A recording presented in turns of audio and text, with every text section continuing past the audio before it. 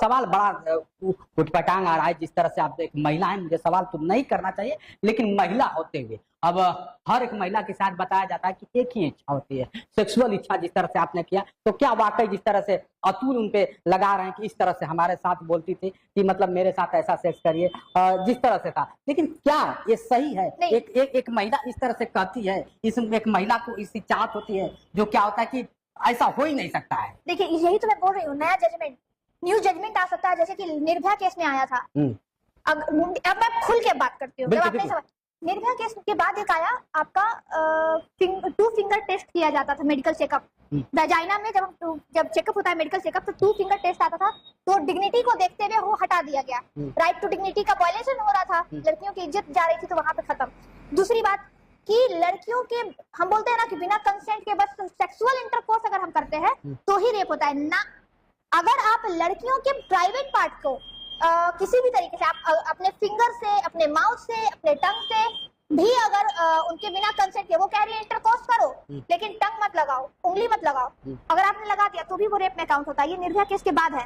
उसी तरीके से, यस, उसी तरीके से जिस पुरुष को सिर्फ, अब किसी बहुत सारे ऐसे पुरुष होंगे जिनको सिर्फ अपना वंश बढ़ाना है, दैट्स इट, ठीक, और वो नहीं चाहते सेक्सुअल इंटरकोर्स, या फिर वो चाहते हैं, ये नेचुरल थिंग है, अगर वो चाहते हैं तो कंसेंट इनको भी लेना इंपॉर्टेंट है। और वाकई इसमें कोर्ट भी जजमेंट जरूर देंगे, मुझे पूरा विश्वास है, क्योंकि कंसेंट एक बहुत बड़ा चैप्टर है।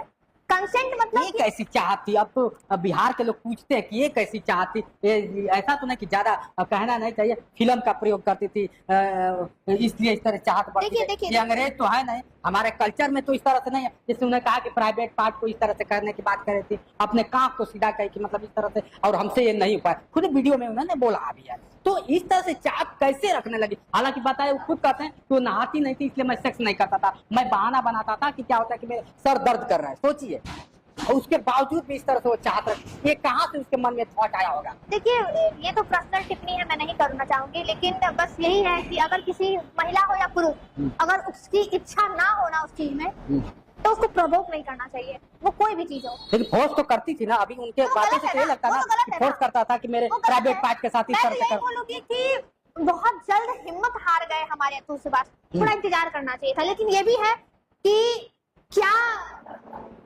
अतुल सुभाष को इसीलिए जाना पड़ा कि न्याय नहीं मिला? तो बात तो सच है, यही हुआ है। क्या न्याय लेने के लिए हर किसी को मरना पड़ेगा? और यदि मर रहे हैं तो आर्टिकल 21 का वायलेशन हो रहा है। जहां हम राइट टू लाइफ की बात करते हैं तो उसका तो वायलेशन हो रहा है ना। क्या हमें जीने का अधिकार नहीं? क्या अतुल सुभाष को जीने की अधिकार नहीं थी? कितना भी इंसाफ मिल जाएगा, अतुल सुभाष की उसकी जान कोई नहीं लौटा सकता, ना मैं, ना कानून, ना कोई। उसका वायलेशन हो चुका है। अब उसके लिए उसके नेचर के हिसाब से क्या लगता है कि निकिता सिंघानिया किस तरह के, अगर सारे एविडेंस और सारे वीडियो, सारे जिस तरह से आप जी, तो क्या लगता है कि किस तरह की वो लड़की है? वेरी क्रूल नेचर है उसका, बहुत ज्यादा क्रूल नेचर है।